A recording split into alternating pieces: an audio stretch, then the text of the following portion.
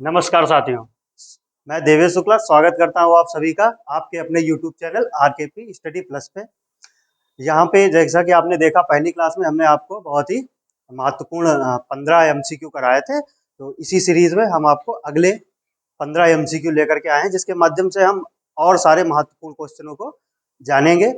आप सबसे बस एक रिक्वेस्ट है कि कृपया चैनल को सब्सक्राइब करें, लाइक करें और अपने उन दोस्तों से जरूर शेयर करें जो कि इस एग्जाम की यूपीपी की तैयारी कर रहे हैं, ताकि उनको भी आपके माध्यम से फायदा मिले। ठीक है, चलो देखते हैं विलंब न करते हुए आज का अपना पहला क्वेश्चन। तो ये पहला क्वेश्चन आपकी स्क्रीन पर आ चुका है और आप सभी लोग सबसे पहले इसमें थोड़ा सा ट्राई करेंगे। समय देकर के या तो वीडियो पॉज कर लेंगे या फिर आप 10 सेकंड का समय हम आपको दे रहे हैं, आप इसका उत्तर देख तलाशने की कोशिश करें।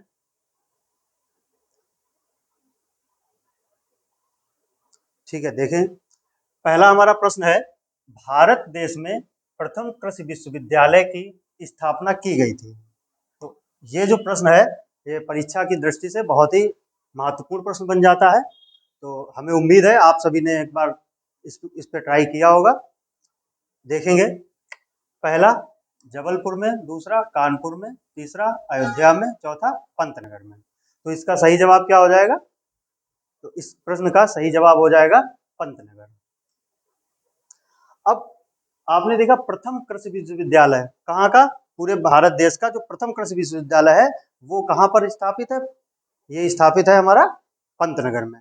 तो अब ये पंतनगर कहाँ पे है? पंतनगर हमारा पड़ता है उत्तराखंड में। उत्तराखंड में, लेकिन वर्तमान समय में ये उत्तराखंड में, लेकिन जब इस कॉलेज की स्थापना की गई थी तब ये कहाँ था? उत्तर प्रदेश में। क्योंकि तब क्या था कि तब हमारे प्रदेश का बंटवारा नहीं हुआ था। तो उस हिसाब से जब बंटवारा नहीं हुआ था तो ये उत्तराखंड में, वो सॉरी उत्तर प्रदेश में था, और अब ये कहाँ चला गया है? उत्तराखंड में। तो अब आपको एक चीज और देखनी है कि इसकी स्थापना हुई कब थी। इसकी स्थापना आप एक बार बताएंगे, अगर किस जानते हैं तो आप बताएंगे, कमेंट करेंगे कि इसकी स्थापना कब हुई थी। तो देखेंगे इसकी स्थापना हुई थी 17 नवंबर 1960 में। ठीक है, 17 नवंबर 1960 में। अब आपने देखा कि प्रथम कृषि विश्वविद्यालय, ये इसकी स्थापना हुई थी 17 नवंबर 1960 को, जो कि स्थित है कहाँ पे? पंतनगर में। अब देखेंगे कि इस विद्यालय का नाम क्या है। सॉरी, विद्यालय नहीं, विश्वविद्यालय का नाम।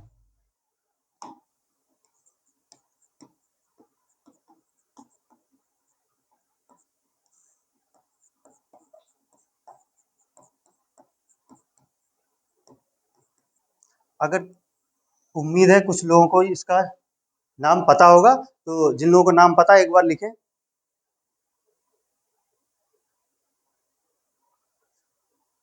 इसका नाम है गोविंद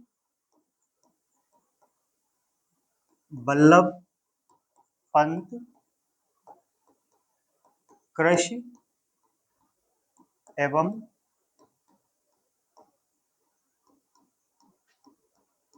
प्रौद्योगिकी विश्वविद्यालय।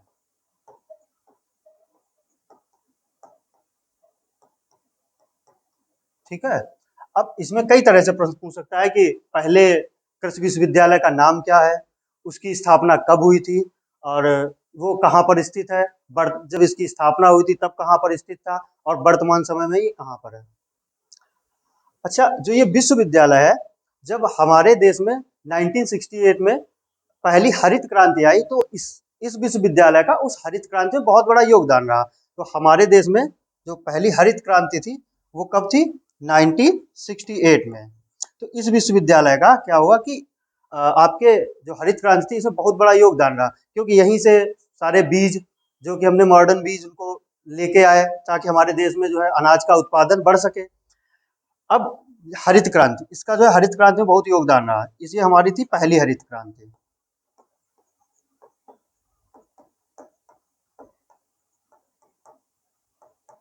इसको यहाँ से बॉक्स में बंद करेंगे। अब यहाँ से एक और प्रश्न बनता है कि जो हरित क्रांति है, भारत में हरित क्रांति का जनक कौन था? तो भारत में हरित क्रांति का जनक कौन था? एम.एस. स्वामीनाथन।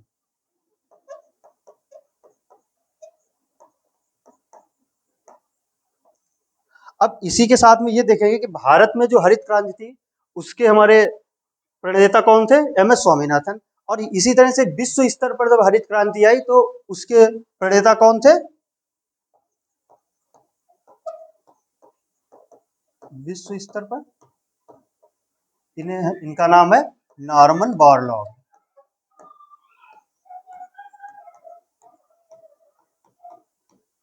ठीक है, तो इस एक प्रश्न से आपने देखे इतने सारे प्रश्न आपके बने, क्योंकि एग्जामिनर ये प्रश्न नहीं पूछेगा डायरेक्ट, तो कहीं ना कहीं इसके आसपास से इनसे आपसे एक प्रश्न जरूर पूछेगा।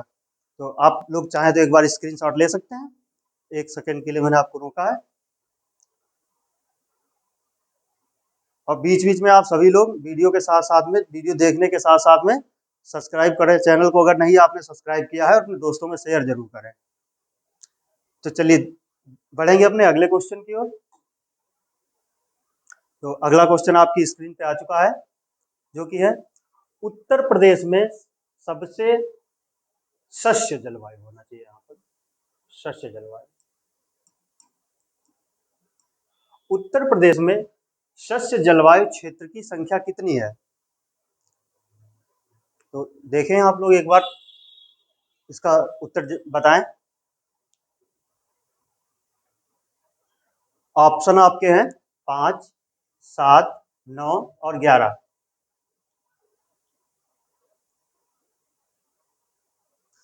तो इसका आपका उत्तर हो जाएगा 9। उत्तर प्रदेश में शस्य जलवायु क्षेत्र कितने हैं? 9। ठीक है, अगला क्वेश्चन, अगला क्वेश्चन देखेंगे।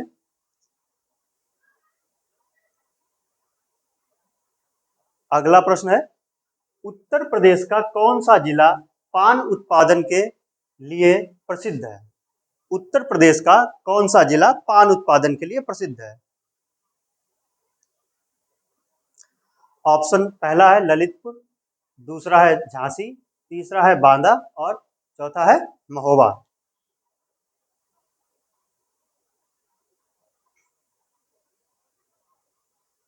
तो हमारे इस प्रश्न का उत्तर हो जाएगा महोबा, क्योंकि जो पान उत्पादन है वो कौन सा जिला प्रसिद्ध है पान उत्पादन के उत्तर प्रदेश में? वो हमारा जिला हो जाएगा महोबा। अगला प्रश्न, अगला प्रश्न आपकी स्क्रीन पे है। उत्तर प्रदेश में परमाणु ऊर्जा केंद्र स्थापित है किस जगह पर? मथुरा में, सिंगरौली में, नरौरा में और या अलीगढ़ में?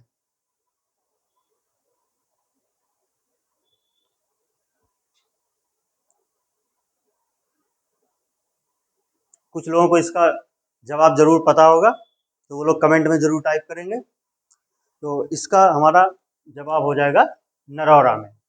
अच्छा, नरौरा में 1991 में ये जो हमारा परमाणु ऊर्जा केंद्र, इसकी पहली इकाई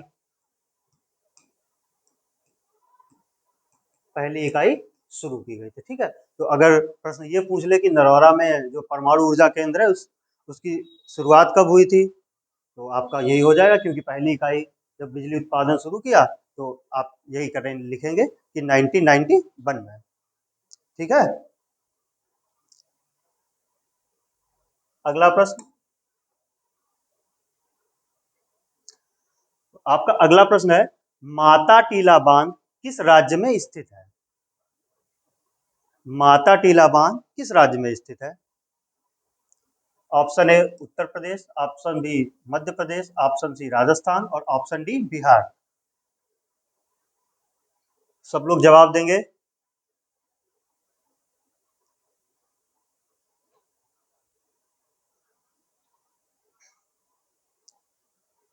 तो माता टीला बांध किस राज्य में स्थित है? अगर आप उत्तर प्रदेश से हैं, उत्तर प्रदेश पुलिस की तैयारी कर रहे हैं, तो आपको इस बार इसका जवाब जरूर पता होगा कि माता टीला बांध जो है उत्तर प्रदेश राज्य में स्थित है। अब मान लीजिए एग्जामिनर आपसे पूछ लेता है कि जो माता टीला बांध है वो उत्तर प्रदेश राज्य के किस जिले में स्थित है, तब आप क्या जवाब देंगे? तो ये उत्तर प्रदेश के ललितपुर जिले में स्थित है। ठीक है, दूसरा प्रश्न यहां से बन सकता है कि माता टीला बांध किस नदी पर स्थित है? तो ये जो माता टीला बांध है ये हमारा स्थित है बेतवा नदी पर, बेतवा नदी पर। अच्छा, ये जो बांध है ये इसकी स्थापना कब हुई? मान लीजिए आपसे ये पूछ लेता है तो इसकी स्थापना जो है 1958 में है। ठीक है, 1958 में इसकी स्थापना हुई। अब क्या है कि अगर आपसे एग्जामिनर बहुत ज्यादा डेप्थ में क्वेश्चन पूछेगा तो ये पूछेगा कि इस जो माटाटीला बांध है इसके पीछे गवर्नमेंट का उद्देश्य क्या था इसको बनाने के लिए, या इसकी स्थापना का इसका उद्देश्य क्या था? तो इसका जो उद्देश्य है वो डुअल उद्देश्य था। उद्देश्य क्या था? उद्देश्य ये था कि इसके द्वारा हम अपनी बिजली का भी उत्पादन करेंगे और आसपास के जो जिले हैं या आसपास का जो जमीन है उसकी सिंचाई के लिए भी काम में लाएंगे। तो पहला उद्देश्य इसका हो जाएगा पनबिजली, पनबिजली उत्पादन, और दूसरा सिंचाई। ठीक है, तो ये प्रश्न है, और इस एक प्रश्न के माध्यम से ये आपके इतने सारे और प्रश्न बने हैं, इन पे भी ध्यान देंगे। देखेंगे अपना अगला प्रश्न। अगला प्रश्न जो कि आपकी स्क्रीन पे है, प्रश्न संख्या 6। प्रश्न संख्या 6 है कि संगीत शिक्षा हेतु उत्तर प्रदेश का प्रथम संगीत महाविद्यालय कौन सा है? संगीत शिक्षा हेतु उत्तर प्रदेश का प्रथम संगीत महाविद्यालय कौन सा है? ऑप्शन है भारतेंदु नाट्य अकादमी, दूसरा ऑप्शन है भातखंडे हिंदुस्तान संगीत महाविद्यालय, सी ऑप्शन है आपका ललित कला अकादमी, और डी है आपका संगीत नाट्य अकादमी।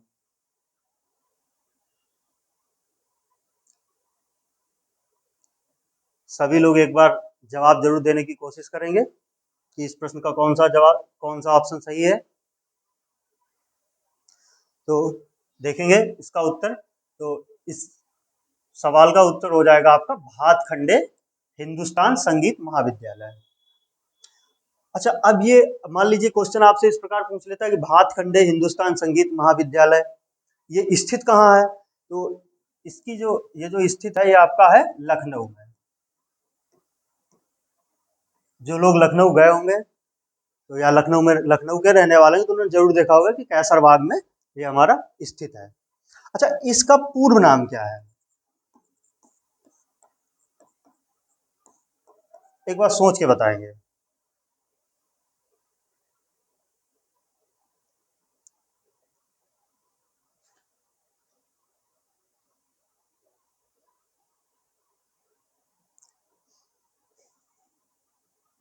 इसका पूर्व नाम हो जाएगा मैरिज कॉलेज ऑफ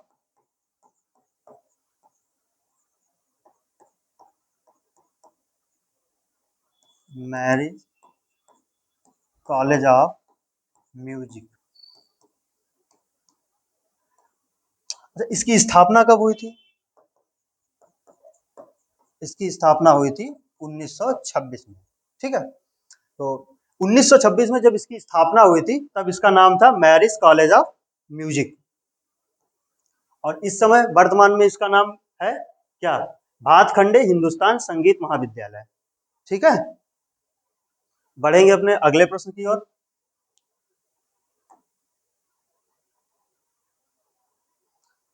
अगला प्रश्न, प्रश्न संख्या 7।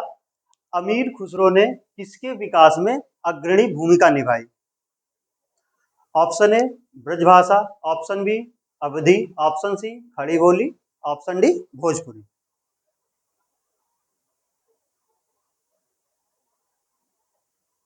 तो अमीर खुसरो के बारे में आप सभी ने उम्मीद है पढ़ा होगा, तो अब जवाब देंगे। इसका जवाब क्या हो जाएगा? इसका जवाब हो जाएगा खड़ी बोली। अगले प्रश्न की ओर बढ़ेंगे। अगला प्रश्न है सितार मिश्रण है? ए ऑप्शन बांसुरी और वीणा का, बी ऑप्शन बांसुरी और सारंगी का, ऑप्शन सी वीणा और ईरानी तंबूरा का, ऑप्शन डी वीणा और पियानो का।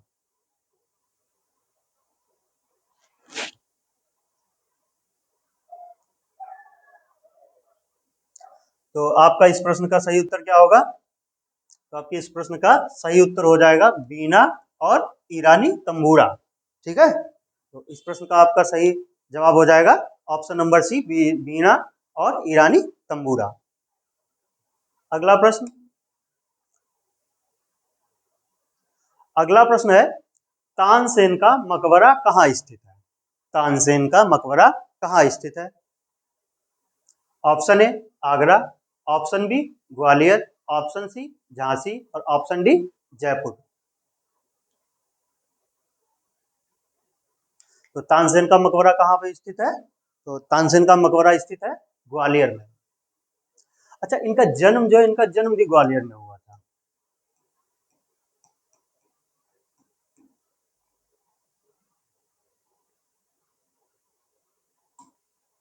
ग्वालियर।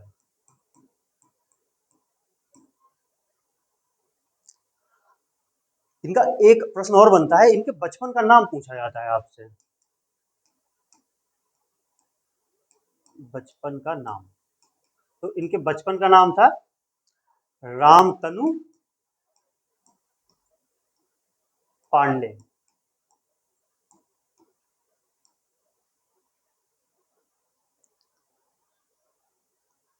ठीक है, अगला प्रश्न देखेंगे। अगला प्रश्न, प्रश्न संख्या 10, सैयद सालार मेला कहाँ लगता है? सैयद सालार मेला कहाँ लगता है? ऑप्शन ए बहराइच है, ऑप्शन बी फतेहपुर सीकरी है, ऑप्शन सी बाराबंकी है या ऑप्शन डी गोंडा है। सभी लोग वीडियो को लाइक करते रहिए और साथ ही साथ अपने दोस्तों से शेयर भी करते रहिए। ठीक है, तो इस प्रश्न का जवाब क्या हो जाएगा? बहराइच, ऑप्शन ए सही हो जाएगा कि जो सैयद सालार मेला है वो कहाँ पे लगता है? बहराइच में। अगला प्रश्न,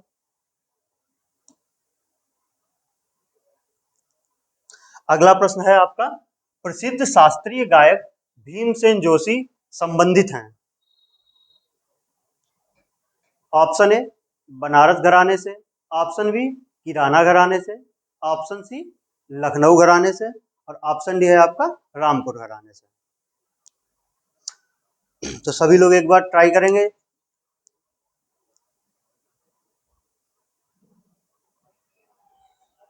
तो आपके इस प्रश्न का जवाब हो जाएगा किराना घराने से। जो हमारे शास्त्रीय गायक थे भीमसेन जोशी जी, वो क्या किस घराने से संबंधित थे? किराना घराने से। जैसे लखनऊ घराने से बिरजू महाराज,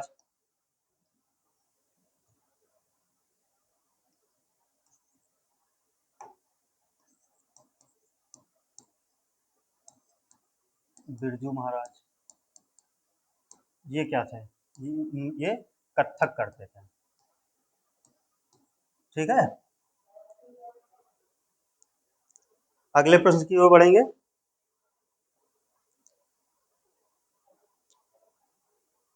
ये सारे प्रश्न जो है आपके कहीं ना कहीं एग्जाम्स में आए हुए हैं और ये फ्रिक्वेंटली आते रहते हैं, इसीलिए ये प्रश्न जो है आपके एग्जाम के लिए बहुत ही महत्वपूर्ण हो जाते हैं। प्रश्न है, आगरा शहर की स्थापना किसने की थी? आगरा शहर की स्थापना किसने की थी? तो ऑप्शन ए है आपका बहलोल लोदी ने, ऑप्शन बी है फिरोज शाह तुगलक ने और ऑप्शन सी है मोहम्मद बिन तुगलक ने और ऑप्शन डी है सिकंदर लोदी ने। बताएंगे एक बार सभी लोग।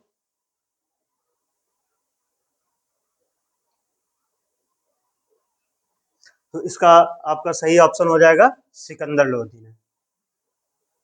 इस आगरा शहर की स्थापना किसने की थी? सिकंदर लोदी ने। ठीक है, अगला प्रश्न, अगला प्रश्न आपका है, नैमिषारण्य तीर्थ स्थल किस जनपद में स्थित है? जो नैमिषारण्य तीर्थ स्थल है ये किस जनपद में स्थित है?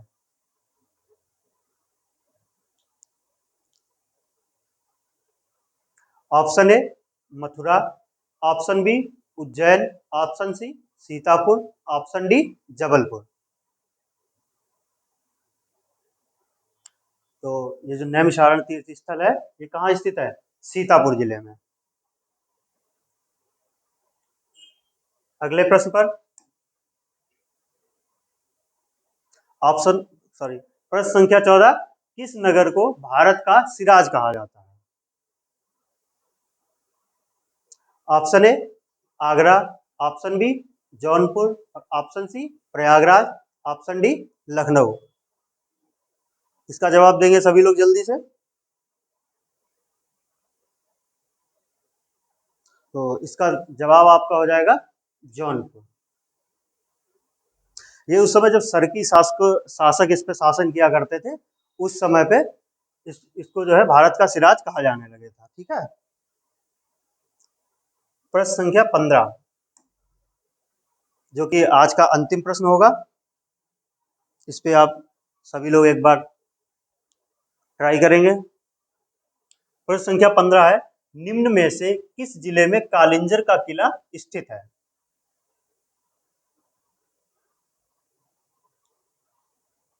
निम्न में से किस जिले में कालिंजर का किला स्थित है?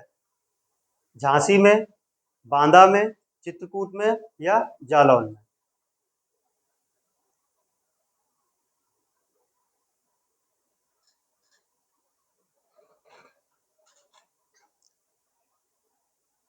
सभी लोग एक बार जवाब देने की कोशिश करेंगे।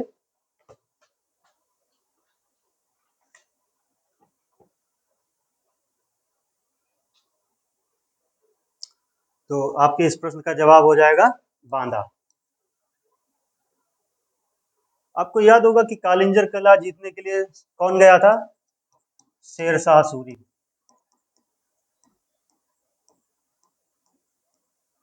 और इसकी जो है वहीं पर मृत्यु भी हुई थी, क्योंकि ये इसने जो तोप का गोला था वो इसने दागा और वो किले की दीवार से टकरा करके वापस आया और इन्हीं के ऊपर फट गया और ये निपट गया। ठीक है। और भी कई जैसे महमूद गजनवी और आपके और भी कई ऐसे जो आक्रांता हुए हैं जिन्होंने इस पे हमला किया, आक्रमण किया, लेकिन किसी को भी सफलता नहीं मिली। बाद में मुगल बादशाह अकबर ने इस पे शासन किया कुछ समय तक। ठीक है। तो ये आज की क्लास यहीं पे समाप्त करेंगे, क्योंकि आपके 15 प्रश्न पूरे हो गए हैं और कल आपको एक नए 15 प्रश्नों के साथ में आपके सामने उपस्थित होंगे। ठीक है। धन्यवाद। राधे राधे।